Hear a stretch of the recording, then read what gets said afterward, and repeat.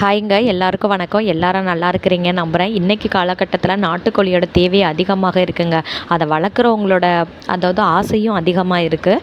அப்படின்றபோது அந்த நாட்டுக்கோழியை நம்ம எப்படி எளிமையான முறையில் வளர்த்து நம்ம அதிகமான லாபம், அதாவது டெய்லி ஒரு 1000 ரூபாய் எப்படி நம்ம சம்பாதிக்கலாம் அப்படின்ற விஷயத்தை தாங்க நான் இன்றைக்கி ஷேர் பண்ண போகிறேன். இது முழுக்க முழுக்க என்னோட சொந்த அனுபவத்தை மட்டும்தான் நான் சொல்கிறேன். நீங்கள் இந்த வீடியோவை ஃபுல்லாக பாருங்கள். நம்ம சேனலை புதுசாக வாட்ச் பண்ணுறவங்க சப்ஸ்கிரைப் பண்ணிட்டே வாட்ச் பண்ணுங்கள்.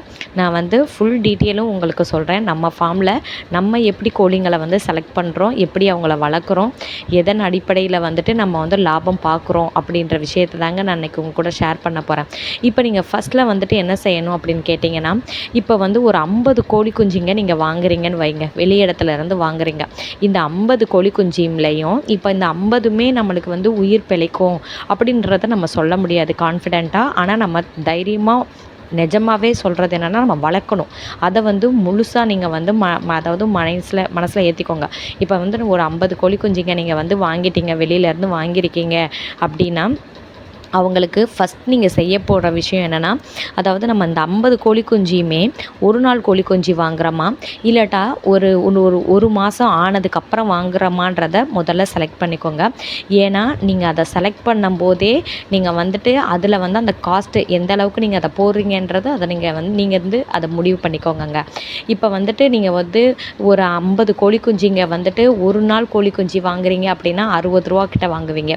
இதே நீங்கள் ஒரு மாத கோழி குஞ்சு வாங்குறீங்கன்னா, நாங்கள் நம்ம ஃபார்மில் கரெக்டாக 120 ரூபா அப்படின்னு தான் சேல்ஸ் பண்ணிட்டு வரோம் இல்லையா.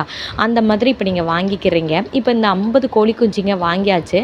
ரெண்டாவது என்ன செய்யணும் அப்படின்னு கேட்டிங்கன்னா, இதை நம்ம சக்ஸஸாக அதை வளர்க்கணுங்க. அதுக்கு நம்ம என்ன பண்ணணும் அப்படின்னு கேட்டிங்கன்னா, கரெக்டான முறையில் நீங்கள் அவங்களுக்கு கூண்டு செட்டப் பண்ணி கொடுக்கணுங்க. அதாவது நம்ம ப்ரூடிங் போடணும் அப்படின்னு சொல்லுவோம் இல்லையா. அது எப்படி இருக்கணும் அப்படின்னு கேட்டிங்கன்னா, அவங்களோட பராமரிப்பு கரெக்டாக இருக்கணும். இப்போ அவங்களுக்கு 3 குண்டு பல்ப்பு நீங்கள் போட்டு தான் ஆகணும். டெம்பரேச்சரை கரெக்டாக கொடுக்கணுன்னா நீங்கள் கொடுத்து தாங்க ஆகணும். நீங்கள் அப்படி கொடுக்கையில் தான் நம்ம அந்த 50ஐயுமே உயிர் பிழைக்க வச்சு நம்ம கரெக்டான முறையில் லாபம் பார்க்க முடியுங்க.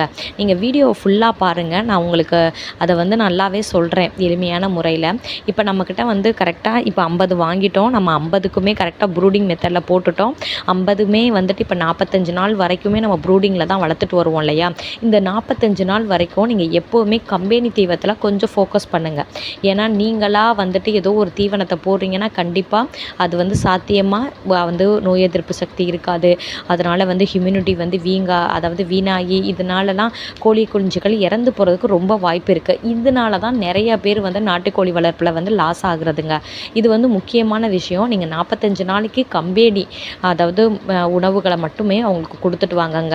அப்படி கொடுக்கும்போது நீங்கள் கரெக்டாக நான் உறுதியாக சொல்கிறேங்க, நீங்கள் 45 நாளைக்கு நீங்கள் மொதல் 7 நாளைக்கு என்ன வேக்சினு, 21 நாளைக்கு அடுத்து என்னென்ன வேக்சின் கரெக்டாக அதை மெத்தடை நீங்கள் போட்டுட்டிங்கனாலே நீங்கள் கண்டிப்பாங்க 50ஐயுமே நீங்கள் காப்பாற்ற முடியும்.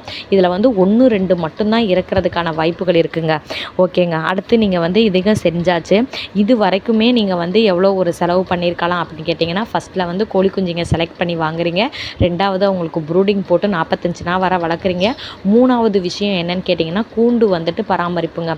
இந்த கூண்டு நீங்கள் கரெக்டான முறையில் பராமரிக்கணும். ஏன்னா 45 நாள் ப்ரூடிங்கு, அதுக்கடுத்து நம்ம கூண்டில் வளர்க்க போகிறோம். கரெக்டாக? அப்போ அந்த கூண்டுமே அதாவது எவ்வளோக்குள்ளே இருக்குது. ஏன்னா நம்ம இப்போ ஒன்ஸ் இந்த கூண்டு வாங்குறது அடுத்தடுத்த பேஜுக்குமே நம்ம போட போகிறோம். இதை அந்த வரவு செலவில் இழுக்காதீங்க. கூண்டு தனி கணக்கு, அதை தனியாக விட்டுருங்க.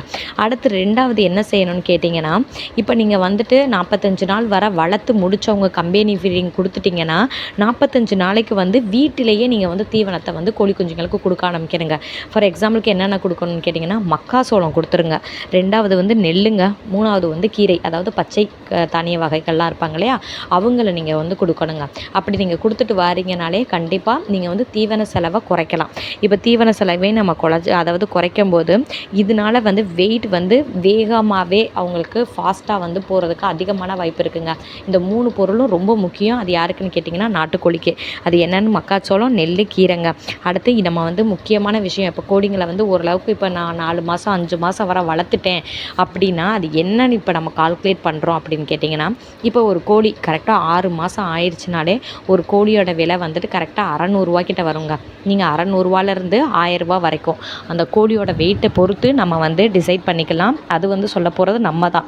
இப்போ நீங்கள் 50 கோழியும் வளர்த்துட்டீங்க, அப்போ 50 × 6 அப்போ 600 மெனிக்க நீங்கள் ரேட்டு போடும்போது 30,000 வந்துருச்சா?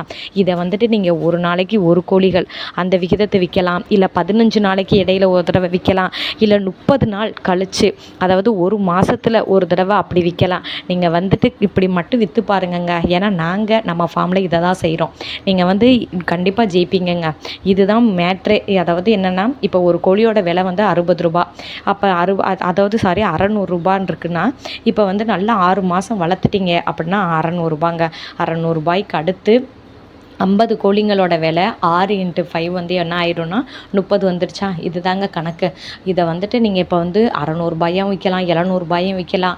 இதில் வந்து இறந்து போகிறவங்க கூட இருப்பாங்க. அதை வந்து அதில் மைனஸ் பண்ணிக்கலாம். நீங்கள் வந்து இது தாங்க கால்குலேஷன். இதை வந்துட்டு நீங்கள் ஒரு நாளைக்கு ஒரு கோழி குஞ்சுகள் அந்த விகிதத்தில் விற்கலாம், இல்லட்டா 15 நாளைக்கு ஒரு தடவை, இல்லை 30 நாளைக்கு ஒரு தடவைங்க. இந்த மாதிரி நீங்கள் வந்து கோழிகளை வந்து ரொட்டேஷன் பண்ணி பாருங்கள். நீங்கள் வந்து கண்டிப்பாக நாட்டுக்கோழி வளர்த்து நல்ல லாபம் பெற முடியுங்க. ஏன்னா நம்ம இந்த மாதிரி தான் நம்ம வந்து ஃபாலோ பண்ணிட்டு வரோம். நம்ம இந்த வீடியோ வந்து உங்களுக்கு உண்மைக்கே யூஸாக இருக்குன்றதை நான் நினைக்கிறேன். ஏன்னா இன்னொரு ஒரு மெயின் விஷயமே என்னென்னா, நீங்கள் எப்போவுமே கோழிங்களை வந்துட்டு டைரக்ட் சேல் பண்ணுங்கங்க. ஒருத்தவங்ககிட்ட, அதாவது இப்போ வந்து அந்த கறிக்கடைக்காரவங்க சேல்ஸ் பண்ணுவோம், இல்லை யார்கிட்டையோ அதை அவங்கள்ட்ட வந்து விற்பனைக்காரவங்கள்ட்ட வந்து பண்ணையில், அதாவது எங்கே விற்றாலும் நீங்களே டைரெக்டாக சேல்ஸ் பண்ணுங்கள். அப்படி நீங்கள் டைரெக்டாக சேல்ஸ் பண்ணும்போது கண்டிப்பாக நல்ல முறையில் நீங்கள் லாபம் பார்க்க முடியும். ஏன்னா அவங்கக்கிட்ட நீங்கள் கமிஷன் கொடுக்கும்போது பாதி காசு போன மாதிரி ஆகிடும். அவங்க எப்படியுமே கமிஷன் வச்சு தான் வந்து நம்மக்கிட்ட இருந்து கோழிங்களை எடுத்துகிட்டு போவாங்க. இது தாங்க மேட்ரு. இப்படி தான் நம்ம கோழிங்களை நம்ம வளர்த்துட்டு வரோம். இது மாதிரி இந்த வீடியோ வந்து உங்களுக்கு யூஸாக இருக்கும்னு நான் நினைக்கிறேன். இந்த மாதிரி யூஸ்ஃபுல்லான வீடியோவை வந்து பார்க்கணுன்னா நம்ம சேனலை வந்துட்டு சப்ஸ்கிரைப் பண்ணிகிட்டே வாட்ச் பண்ணுங்கள்.